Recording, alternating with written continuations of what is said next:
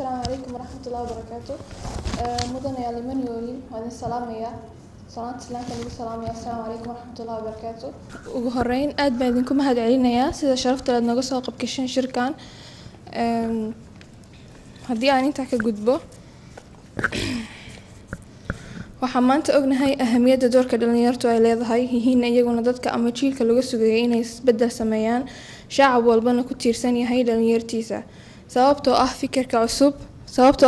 cusub ayuu ku dhalan karaa tusaale ahaan waxay naga filan dalkan aynu ku noolahay dalalka carabta guud ahaan kacdoonka ka dhacay inay yihiin dhalinyartu sabab u tahayna faahfaahin weyn intaas uga baahdeen baan filayaa haddii aan idin taariifiyo ururkan caawa xafladan idin soo diyaariyay waa sidatan ururka OIC oo ah Ogaden Youth and Student Union ama midowga ardayda iyo dhalinyarada Ogaadeniya waa urur arday lagu aasaasay dalka Denmark 27 bishii 2010 si uu u difaaco ama si u raadiyo xuquuqda ardayda dhalinyarada iyo carruurta ku sugan dalalka dibadda ah iyo gudaheedaba kuwaasoo ka yimid qax sabab ahna u ahayd dagaalka iyo dhibaatooyinka ka jira Ogaadeniya ardaydaas iyo dhalinyartaas ku faafsan qaaradaha adduunka kala duwan waxa uu ururka OIC ku dadaalaa inuu tixraaco taqaariin u gudbiyo hay'adaha caalamiga ee ku saabsan dhibaatooyinka iyo xadgudubka ay la kulmayaan dhalinyarta iyo carruurta taasoo ay sabab u tahay aqoon iyo fursad la'aan ka jirta dalkooda hooyo midowga dhalinyarada iyo ardayda Ogaadeniya wuxuu ku aasaasmay mabda ah in bani aadamka ee baabuuray uu wada siman yahay xaqna uu leeyahay inuu ku noolaado nabad karaamo iyo xurriyad iyadoona marnaba loo fiirinayn asalkiisa iyo diintiisa iyo jinsigiisa iyo si kasta bani aadam loo midabta koori karo si cad iyo si qarsoodi toonaba mabda adag ayaa wuxuu xoogsamay kadib 60 sano oo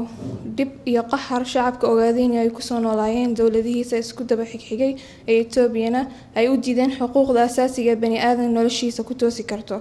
tan iyo markii Ogaadeniya loo gacan galiyay Etoobiya 1948 dawladaha isku daba xigxigay ayaa Etoobiya u xil saaray ciidamada gumeysiga Etoobiya maamulka shacabka reer Ogaadeniya kuwaasoo ku xadgudbay xuquuqda shacabka reer Ogaadeniya aadna u yasay isla markaasna aysan jirin wax ciqaab oo ay kala kulmayaan arintaas iyada ah taasoo sababtay horumar la'aan iyo inay ka qaxaan dhulkooda dad ka badan 1 milyan oo ruux kuna faafsan maanta dunida daafaheeda haddaba aragtida ururkan ayaa waxay tahay qiimaha ay leedahay barashada taariikhda iyo halganka dhulka Soomaalida Ogaadeniya loo soo maray nooleynta iyo ilaalinta hidaha iyo dhaqanka dhulkaas ay leedahay kasoo qaybgal aqoon isweydaarsi munaaqashaad iyo muxaadarooyinka la xiriira ama ku lug leh mowduucaadka wadaniga taasoo looga dan leeyahay in dhalinyartu lagu baraarujiyo laguna wacyigeliyo si kasta loo qaadi karo aqoontooda siyaasadeed iyadoo taa loo adeegsanayo nadwooyinka ama andiyada ama ururada dhalinyarada isu imaato si walba loo gaarsiin karo aad badin salaamaya assalaamu calaykum waraxmatullaahi wabarakaatuh bismillahir rahmanir rahiim nahmaduka ya rabbi hamdal hamidin wa nashkuruka shukra shakirin thumma as-salatu was-salamu al-atamman al-akmalan ala al-mab'uth rahmatan lil alamin bashiran wa nadhiran wa da'iyan ila Allah bi idnihi wa sirajan munira amma ba'd assalamu alaykum wa rahmatullahi wa barakatuh ayyuha al-ikhwa wal akhawat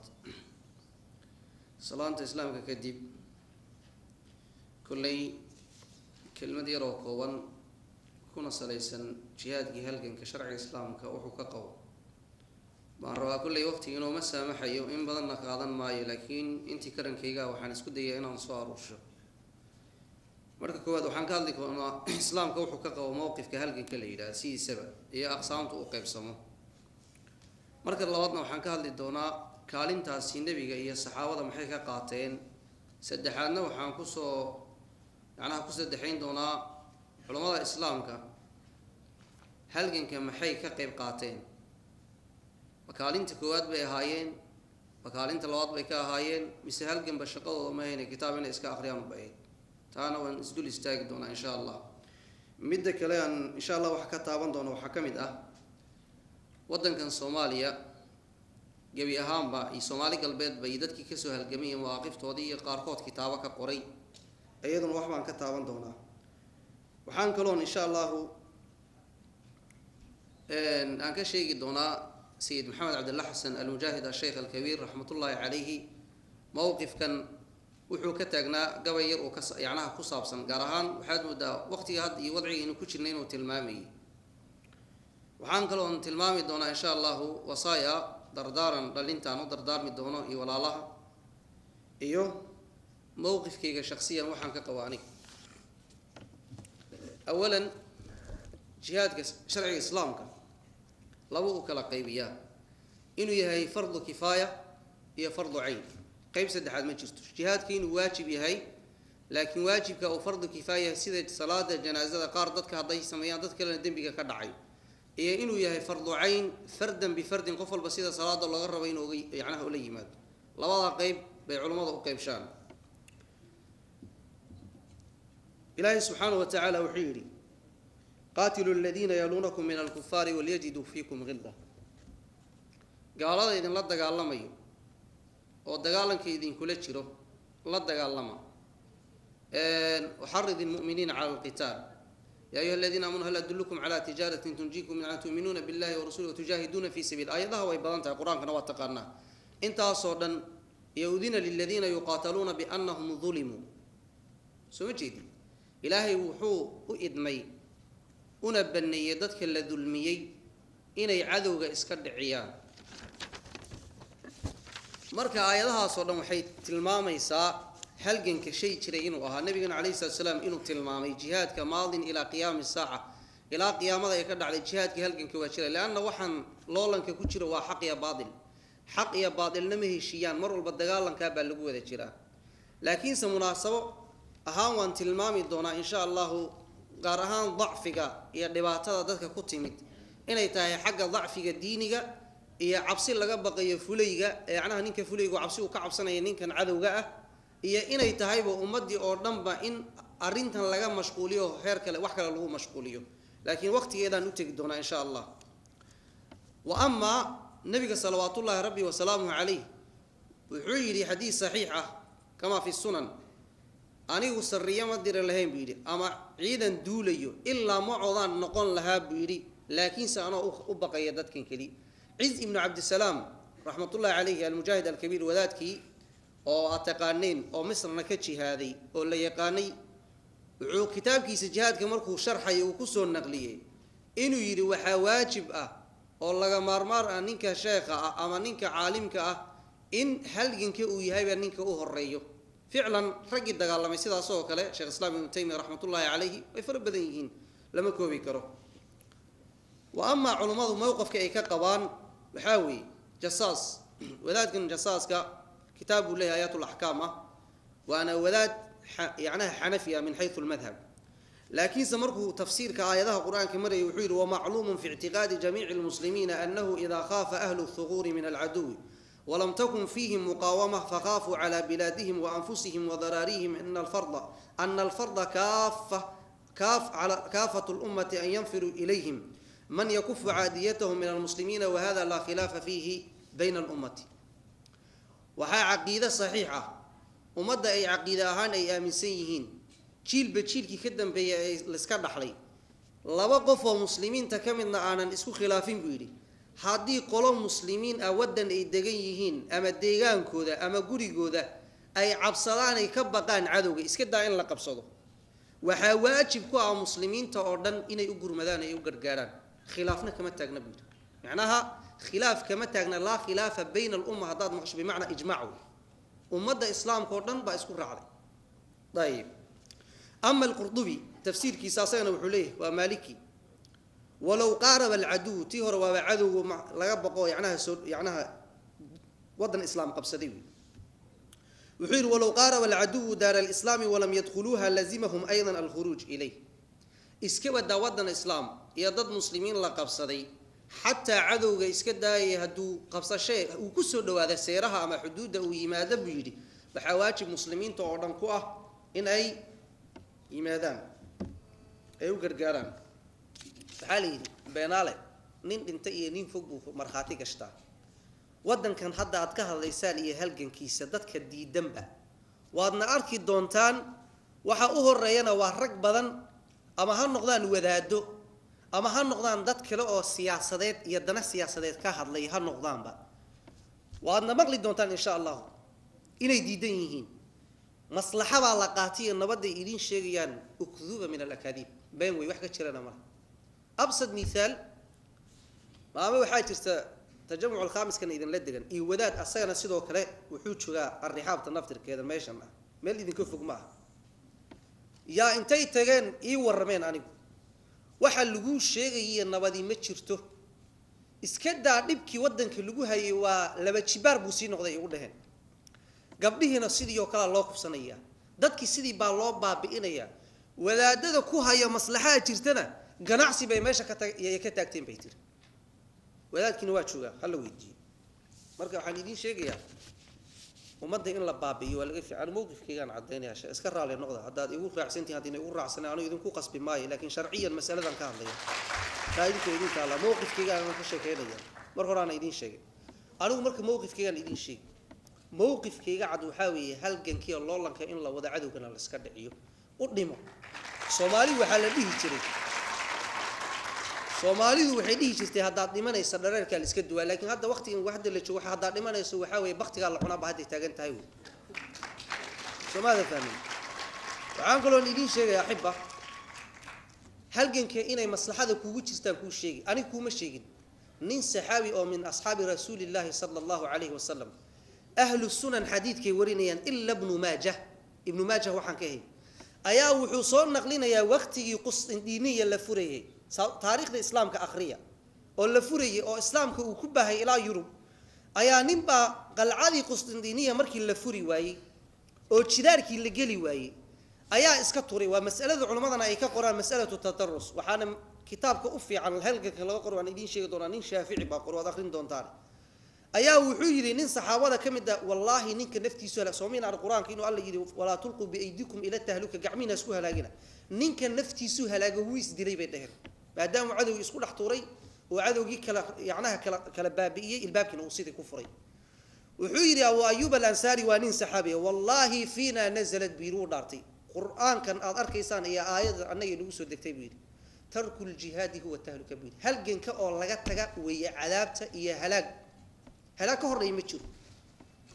وحان قالوا إذا كنت ختم يا رسالة وحاقر رجي سومالي كسر الجميع كون سديد بقول صدرني التضوادي كون سديد بقول صدرني التضوادي مدوا رسالة ناس وحيكون المامين بالليس فإن ملوك أهل الإسلام ضيعوا سياسة الشريعة ولينوا أركانها المنيعة ونادموا السلاطين الكفار واستمدوهم على أهل الأمصار حتى أنزلوا النغريس أي وحلوجة بمعنى إنجليز بكبر مركي كنين في عدن سمية الجنة وأخذ مسكنهم أحلهم الله دار البواري وانتقم منهم بعذاب النار وهو رأسنا إنجليز ودن كوحاك يا نبي بقردي ودن يعني هدتك ودن كوقت جات شوي باك يا نبي أنا كوسع لأن عدوجا ودن كاجمي يقتل ما اللي ياسو قالنا ما يغنين أضيق وكلاك يعني لذلك عدوجا جا سوكيها يكشيها كان سوكيها قدر عبد الحميد كشك رحمة الله عليه وذلك مصارك ماشين شو يوحيد عدوجا نجوا بدين هي بير كان دو يا كان شيء كان دو باك يا كدرن بير مت كان يعها نجفو لأن مت كان أديكو كلا مت كا أو سكو جنسية داتين أو سكو ماشى جوكتان وحجرنا يا ودن كي واحد تهرب مجرنا يا مال هاد قشور مركز نبكي كسوق جاري وكسي بدين هي كان كلا عدوجا إذن مواقف علماء ماشى أيي كتاجنير وحنكو سو ختمي يا مركز كلمة دي وانكو ديريان ملاين سيد محمد عبد الله حسن رحمة الله عليه أرين كان هذا أن إدين شيء يبوت المامي رجع ولادتي هاي ودينتي برتي أو قال اسكت ديبي يدتك هل جنك عرقلات أم عقباتك وأهابا جوا يربو كتيري وحيري ضدنا وحان أولا يهاي بيري دمر كي عرورته دتك إذن كوينا هداي إذن دليين دنبي كما أيابينه عنتي إذن كدورتين ورنتي وأقوى هذا جناعسي وتوي دنيا الله داف صدي دكسيات جليسين يعني هدينتي أدبرنا يسين ودنبا حقاش كلمات بالله سيستوي وأنا أرنك النبي المامي صلوات الله وسلامه لأن سيدك نين مجاهد وعالم وفقيه بوها فقهنا آد بو يقاني وحكا قادنا يا حديث وقت وحال قاري دونا بو نبي يبيع دينه بعرض من الدنيا قليل دينتي صدام بو شلمات سيسانية طيب مركب وحيري دنيا الله نافسدي دوكسيغاد جليسين دميركونا ميلين حلقي تلا كديستين حتى دميرك موسى يلي لهن حلقي تلا كديستين بوليشا وارنتي دب انتي شيدين بيدلق إذن كسيين دوح انتي قودين بيعيد إذن كداتشين نين إذن دمقانيا نين إذن دمقانيا إذن كما دمبيه ورنتي واحد إذن دمقانيا ما أنت مشرو دتك والله باب أنا يا جناحسي هول بالسكوتا وحاول مروق دبعته ودم بعده وواحد مدتك أنا يستو لكن وانت المام الدون إن شاء الله مركان ختميه كلمة علماء جوهر السباتري لكن وحن كوجاب سنة كلمة ده قوية إن قوية كانوا وحا مقعي سلالها كردرو وحال عريي لباتنك بش لبدا كن يلا بيه طبانك أو ما أنت أحد ساعة يركور إن كردرو وحنوك القايبين أنا لبا قايبود qaybta hore waxay tilmaami doontaa hadii la idmo kardarrada gumaysigu ku hayo deegaanka Soomaalida kadibna waxaan u gudbi doonaa qaybta labaad oo ah guulaha inaga inoo soo socda iyo sida gumaysiga loo adkaan doono hadii la idmo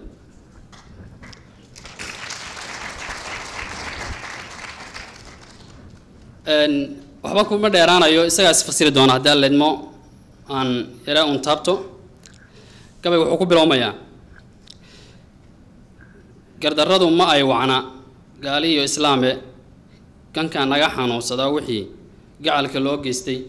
oo kuwa halka ku sawiran iyagoo lagu haya gacmaha laga gogooyay darbiga lagu sawiray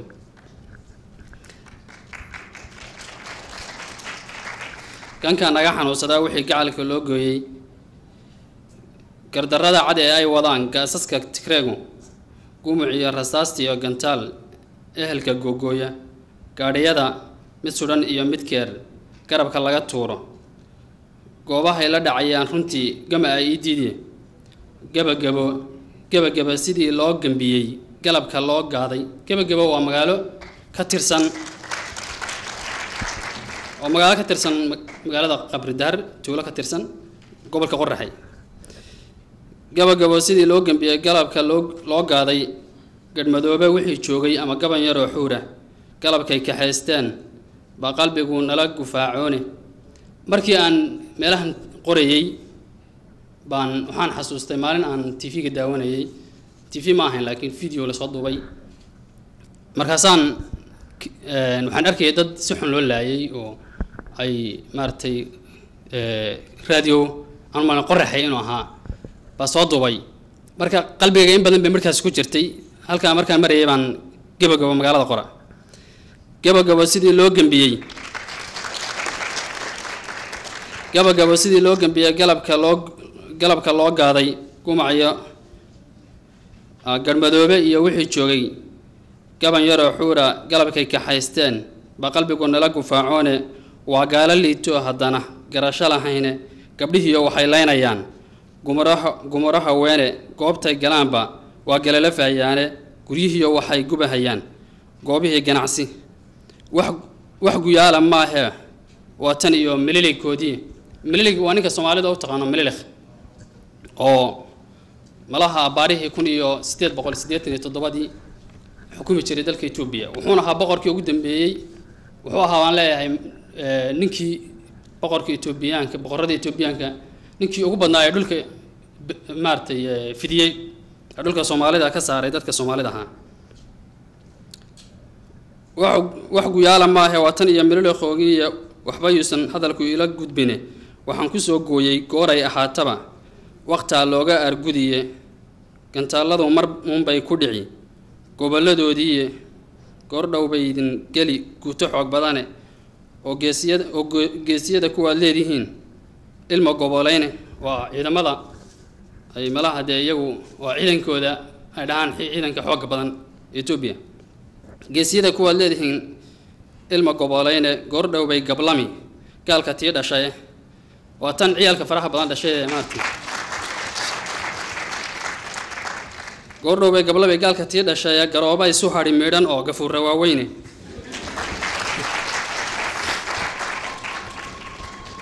garooba isu hadhi meedhan oo gafuurra waaweyne hoy inta goori goor tahay gartoo gayiga noo dhaafa intaasaan kusoo gabagabeynaya waa mahadsantihiin dhaqaajiya dhiiga dhalinyaraday dhulkeena dhurwaaga ka soo dhiciyay dhaqaajiya dhiiga dhalinyaraday dhulkeena dhurwaaga ka soo dhiciyay hawaado hawaado wadanka wiilahaaba waleela wareegi ha dhagaysanina dhalanteedka iyo nabadda beenta ee dawladda Mali Zanaawi ay ku baaqayso ay leedahay wax nabadaa jirta idinkuba dhugta oo dadkiina waad u jeedaan dhaayahay dhakafoorka ay kula dheegaysan yihiin ee haysta dhibka dhafoorkooda ka muuqda dadkeena gudaha ku nool ee madaxa kor u qaadi karin ayagoo dalkoodii ku nool marka waxaan ku baraarujin lahaa dadkayga in ay ogaadaan dalkeena ayagu leeyihiin gaalka ka yimid maqalan uusan lahayn dalka in ayagu iska leeyihiin ogaadaan dalka inuuna marti aan uga hayn gaalka in ka ijaarin ogaadaan gumeysiga kor iska qaadaan madaxana kor ugu qaadaan waad mahadsantihiin waxaan inagu darayaa gabay yar oo qurbaha ku saabsan gabaygan waxaa la yidhahdaa qurbaha oday qooxan oo aan iimaanba qabin nin quxuub ah oo aan salaad u qumayn qurbow adigaa leh qabow baa jire oogadaha iska qoyn qurbow adigaa leh masjid qudbi leh oo weygii mar la qaban qurbow adigaa leh jimco quurso axadna qadari qurbow adigaa leh shaqadaa iga qabye hadhow baan qallayn qurbow adigaa leh ha iqaamin qiyaamkana yaree qurbow adigaa leh saka qaadac qaaraana bixi qurbow adigaa leh qaxar weeye ee quudka ha iska xirin qurbow adigaa leh xaj ha qaban qaaradahana dawaaf qurbow adigaa leh qasri dhis qadarna uma lihid qurbow adigaa leh nin qab weyn lahaa oo doofaarka qali qurbow adigaa leh tay la qaato oo aan tacab la qaban qurbow adigaa leh qoom isqaba oo aan isqadarin qurbow adigaa leh reer isqoonsan oo ninku ehelkiisa qaban qurbow adigaa leh cayrna qaado maskiinna ha isu qabin qurbow adigaa leh aad iyo mahadsantihiin walaalayaal barnaamijka aan xafladda idinku talagalnay ugu qiimaha badan uguna qiirada badan waxaa weeye walaalayaal caawa madasha shirkan ujeedada ugu weyn waxay ahay oo u qabanay inaan xaaladda soomaalida gobolada ogaadeenay idinka warrano iyada oo caawa ay ku beegan tahay habeenkii boqolaal kun oo ka mid ah shacabka soomaalida ogaadeenaya la xasuuqay murugo aada u weyna nagu ah hadal kuma soo koobi karo afkana kuma dhammaystiri karayo dhibaatooyinka ka jira gobolada ogaadeenaya balse waxaan jeclaan lahaa inaad ila daawataan dhibka iyo rafaadka iyo mashaakilka lagu hayo dadka walaalaheen ee ku nool gudaha gobolada soomaalida ogaadeenaya ay ku hayaan gumaysiga foosha xun islamarkaana naxariista aan ulahayn muddo badanna kula jiray haddii aad u fiirsatan ummadaha kale ee soomaalida kale ee kuma nooleen gudaha goboladaas aysan ogeynba dhibka ka jira iyagu isku mashquulsan yihiin marka waxaan jeclaan lahaa bal inaad daawasho yar ina nala daawataan barnaamijkan daawasho wacan Multi-release played with tears rushing out of her eyes by the time we met her in an Nasa court in his day. According to Multi, she was raped, tortured for 12 days and nights. And even the most painful moment she says is when she was in a labor pain, giving birth to a child under that trauma. Multi says she undergone this in the name of being related, having next with the Ogaden Liberation Front veterans that are fighting against the Ethiopian government. Multi said by the enemies, the so-called Ethiopian troops, as leaders in the Bay, and even killed Sayyidina Hassan Mohammed, being one of the many killed in the hands of the Ethiopian troops. Jama Adel, who later arrived in one of the refugee camps, which nearly showed the mark reflected on her by the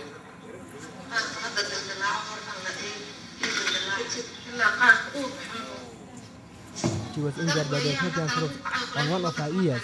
which nearly showed the mark reflected on her by the Ethiopian troops.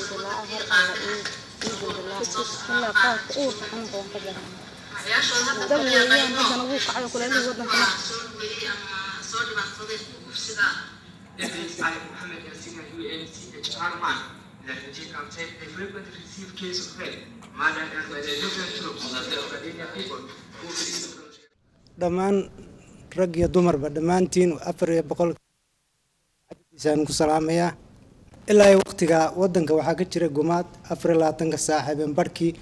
in dadka lagala baxo guryaha adigoo khamar maafisha oo wax allaale waxaad ogtahay ayna jirin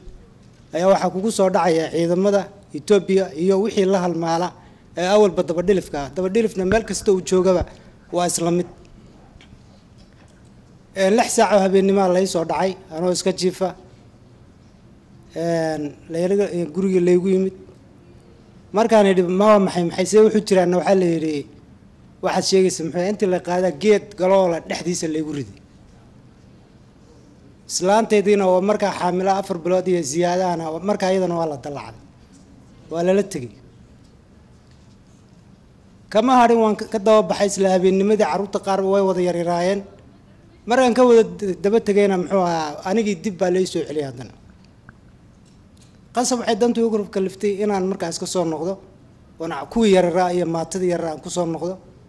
waaguna uu sidii igu bariyay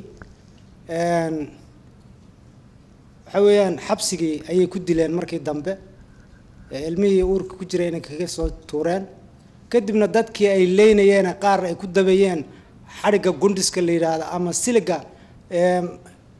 kurtumada leh ninkii garanaya ayaa dadka qaarkii lagu dabayay waxaa jirto kale muxuu ahaayay dad badan oo saasoo kale inta gibbood yiraahdeen muxuu ahaayay gimbood baanu sameynaynaa sanad shaydaankoodii oo ardaydii la iskugu yeeray 80 ay dhigeen garoonka weyn ee muxuu ahaayay dhagax buur dhaawacuna iska badnaa marka waxa weeye wadanka dhibaato badan baa ka jirta waxa weeye dad badan baa waxa jira wax moogayaala dad badan baa maaragtay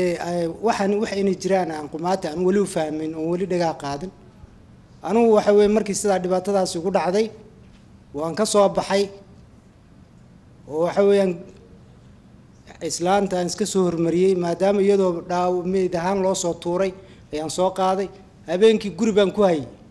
markaas habeenkii dambe la yiri halkan ku jirto aan ka baxay guri kalankii saan kolba habeen meel ma geenaya markii dambe aakhir waan ka soo saaray wadankii waxaan soo gudbiyay muxuu ahaayay jigjigana waan ka soo gudbiyay waxaan geeyay qabri baashi boorame Djibouti muddo sanad iyo halkaas waxa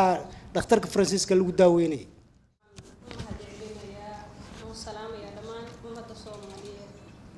sida walaaltinimadu iyo sharaftu ku dheehan tahay uga soo qayb galay shirkan ay soo qabanqaabiyeen caawa ururka OYSU qaybtiisa dalka Masar aad iyo aad baad u mahadsantihiin mahad ballaaran kadib waxaan doonayaa inaan wax yar idinka taabto 2 qodob oo shirkan ku kooban yahay 2 qodob buu shirkan ku kooban yahay 2 qodob waxa weeyaan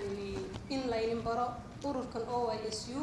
ee caawidii soo qabanqaabiyay shirkan aad aragtaan ama bandhigan ku saabsan xasuuqa shacabka Soomaaliyeed oo gaadeen marka alxamdulillah caawindihiina ayaad kaga bogoteen kulli caawa waa habeen muruga leh waan habeen farxad leh waxaan ku faraxsanahay in ummad Soomaaliyeed oo dhalinyaro u badan oo cadadan la-eg ay caawa ka soo qayb gashay ama ay aragtay tacadiga iyo xadgudubka uu gumaysiga Itoobiya ku hayo walaalahooda Soomaalida oo gaadeenaya waxa kale muruga igu ah in meesha waxa lagu soo bandhigay ay tahay dad la laayay dad la xasuuqay gabdho la kufsaday hooyooyin la dilay xaqiiqatan ummadan aad aragtaan inta aan wali leeyahay soo bandhigin ee qarsoon ayaa badan waxaan aad imika aragteen waxa weeyaan ma noqon karta xitaa hal dhibic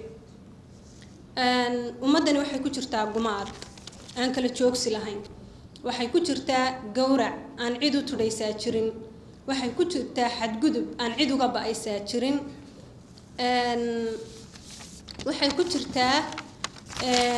go'doon aan cid albaab u furaysaa ayna jirin oo uu gumaysigu ka go'doomiya hadday tahay ummadii Soomaaliyeed ee kale iyo hadday tahay adduunkaba waxaad ogtihiin gobolka ogaadeen inay cidi gasho laga mamnuucay saxaafadoo kale inay ka mamnuuc tahay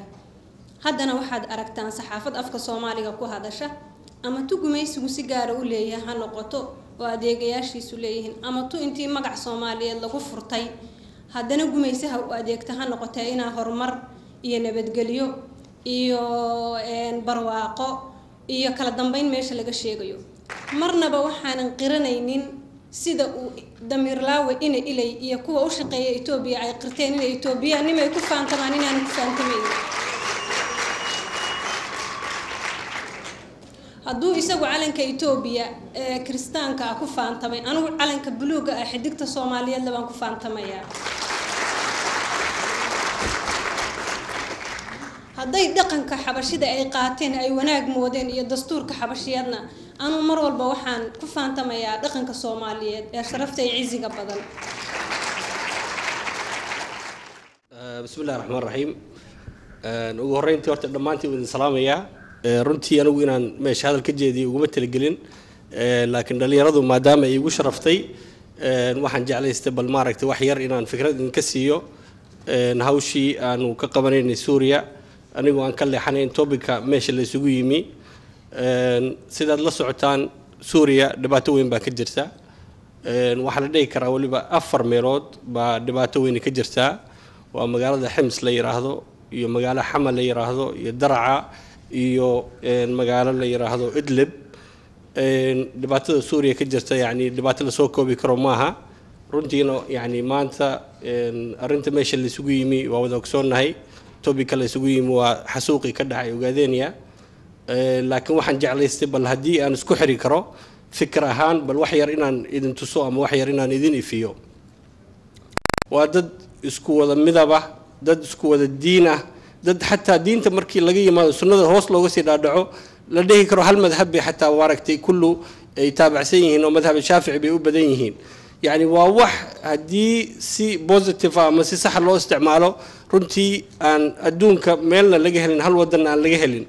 laakiin waxa kansar ku noqday inaga oo sarataan ku noqday aafa qabiil la yiraahdo qabiil baa inaga in kala fogeeyay dadkii maxaan ku raahdaa qulubtoodii kala fogeeyay anigu deegaan ahaan waxaan deeganahay Ingiriiska haddaan tusaale yar idin siiyo xaafad Ingiriiska kamid ah waxa ku yaal 12 community baa ku yaal community waxa lagu yaraa meelaha kan dadka jaaliyadaha loogu khidmeeyo 12 ka community waa 12 qabiil oo xaafada degan qabiil u gala ma jiro hadii warqad yar u dhameysanayo wuxuu jecel yahay lafta uu ka soo jeedo community gooda inuu warqada ka soo dhameysto wax kale maaha reer hebel mi anagu reer hebel waxa noo sheegi kara war ilaa goormeen 2012 baa lagu jiraa ilaa goormeen qabiil isku xumeynayna oo qabiil isku nacayna وهبل وفلان هبل وعلان هبل ورير قرع هبل ورير قنصح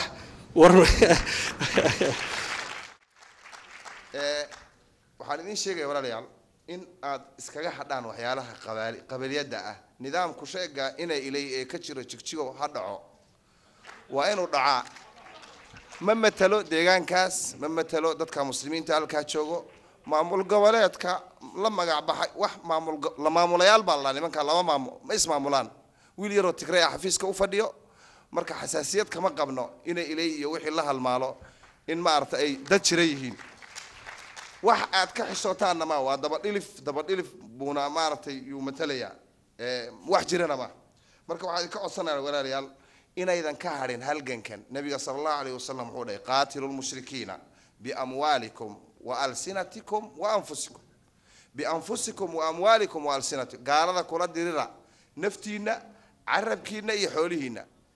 هذا دجالمي ويدو جهاد كأذي ويدي عرب كا كلا دجالن جوابي دتك نينك قراءة ها قراء إنترنت كا كوسا قراء دبعتنا على صوص صوره ويلك وحصوره صوص صوره هذا أين نص صورين ولا لين نينك نو ترجمة صوره دي هذا ما ينان أرجنين aniga waan ogahay laakiin dad badan waxa laga yaabaa caawa inay baraarugeen ruuxa dhibaatada ama jirtaa way jirtaa bal 100 sano ka badan bay soo jirtay waxaan filayaa hadalka waa la soo koobay oo hadalkii rag badan baa yiri intaan soo diyaarsadayna dadkii iga horeeyay baa hore u sheegay marka waxaan rabaa inaan intaan soo diyaariyo aan iska kormaro mudan yaali marweyn ururka OIC waa urur arday oo ka jira caalamka daafihiisa waa urur xambaarsan soo celinta hidaha iyo dhaqanka Soomaaliyeed annaga waxaan nahay dhalinyaro isxil qaaday oo rabta inay caalamka tusto xasuuqa ba'an ee ka jirta geyiga Soomaalida Ogaadeniya iyo inaan Soomaali weyn ka midayno mabda'a ah in Soomaaliya kala maarmin kalana tagi karin nin heesaba wuxuu yiri madaxow mintaha ma ka maarantaa midigay bidix ma ka maarantaa nabad baa macaane Soomaaliya ma ka maarantaa taas iyadoo jirta oo mataqaanaa iyadoo taas jirto ayaa haddana gobolka Soomaalida Ogaadeniya waxaa ka jirta rafaad iyo xasuuq ba'an oo runtii Soomaaliya ay maanta iyaduba ay dareysan tahay wixii ka dhacay Muqdisho waayihii maxkamadaha oo maanta ka taagan magaalada Beledweyne dhibkii ku hayeen Ogaadeniya ayayna ku hayaan oo ka wadaan dhulka Soomaaliyeed waxaad arkaysaa markay ruux Soomaali ah dilaan inay dhahaan lama aasi karo taasna ay ahayd caado ka jirtay gobolka Soomaalida Ogaadeniya maanta nin Falastina uma baahna in loo sheego dariskiisa cadaawada ka dhaxaysa maanta anigu waxaan isleeyahay Soomaali uma baahna in loo sheego inay amxaaradu tahay cadowgeeda laakiin maxaa anigu su'aasha is weydiiyay waxay tahay maxaa sababay tartanka loogu jiro in amxaaraan hoos tagno ilaahay baa xor naga dhigay mudane marwooyin maanta waxaan maanta ubadkeena innaga ayaa u ah waxa la dhaho innaga u ah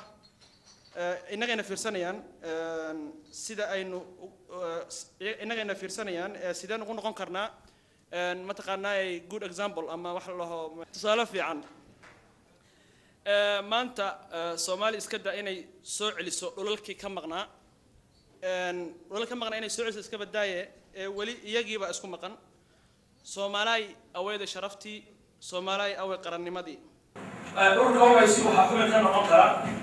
dan halkay oo ka badan xubin waxa ka noqon kara dhulka waysi in kasta oo Soomaali ah aaminsan cadaawad amxaarada laga dhaxaysa hama inuu Soomaali weyn وكفرية معنا لا يستطيع بسنة وكفرية الأداء معنا كفرية وغلقة بحيث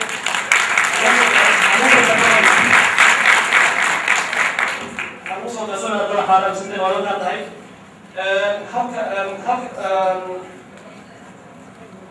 وحان يقعد لدي وحده OSU membership application كان وقتها يقعد وحاول بحيث نطقنا كان نقشر حبين work OSU waxaad bixisaan waxay codsanayaa lagu soo wareegsaan si aan idinka helo information ka bacdina waan sifeysanaynaa annaga inoo soo xiriiranaa wax kastoo qabanana toos baad leedaysaan hadalkayga waxaan kusoo koobayaa hadal yar oo macaan waxaa ka helo oo niba wadanimadu meel bay u jirtaay wuxuu yidhi nin heesaan u ahaa heesta kulay culamadu waxay qabtaan magaalada laakiin heesaha qaar xikmad baa ka buuxda moogtahay wuxuu yidhaahday nila bahro James oo ah odayaasha OSU ee ka jira Australia wuxuu yidhi waa qoomamay ciil kugu gubatay marado dowladnimo waxay tahay marna aadan garano wuxuu yidhi gidigii israac inkastoo ka boodbooday Soomaaliya qaar badan qaar wax ka galeen wuxuu yidhi gidigii israac oo gacmaha isqabsada oo gees qura ka wada mara aynu guusha dhalinay marka waxaan ka codsanaynaa walaalaha Soomaaliyeed gobolka Soomaalida Ogaadeniya ama Soomaalida galbeed ama Soomaalida galbeed anoo mid baahanaya wadaxiyo ah annagu weligeena maana dhihin gobolka Soomaalida galbeed maana dhihin gobolkan labada Ogaadeniya maana dhihin wixii kale tacalluqa ay ku taqaanaan laakiin annagu waxaan manihin kilka shanaad wax way qaadaan zone 5 manihin wax oo Soomaalida Itoobiya annagu Soomaalida ku faanana ay Soomaalida la diidantii maana annagu garanayna waxaan ka codsanaynaa ururada ka jira dadka Masar inay nagarab istaagaan annagoo socodsudaaya dawladda hore dadkii laga horeeyana wax tallaabay loo leeyahay waxaan ka codsanaynaa inaad nala shaqaysaan oo mataqaanaa meelaha ku xunha nala toosisaan waxaan rabnaa inaan iska shaqeyno idinkana adoodu haddaan qaar yar oo mataqaanaa sirrigood nagu jiro waxaan marka kulayaan marweyn shirkan caawa intaasaan nagu soo gabagabaynaynaa hadalku u badnaa xikmadda ka raaca حكمت وحاول المدن وقطعنا أن الصومال مقام سمعان كأخر بلوكنا والله لما يود أساس خير والناس تجيب Somaalidu say ku intaan lagu weytay wixii Soomaalida la baray anagu cod soo jeeda insha Allah hal muddo isku leeyahay oo bilaay tawfiiq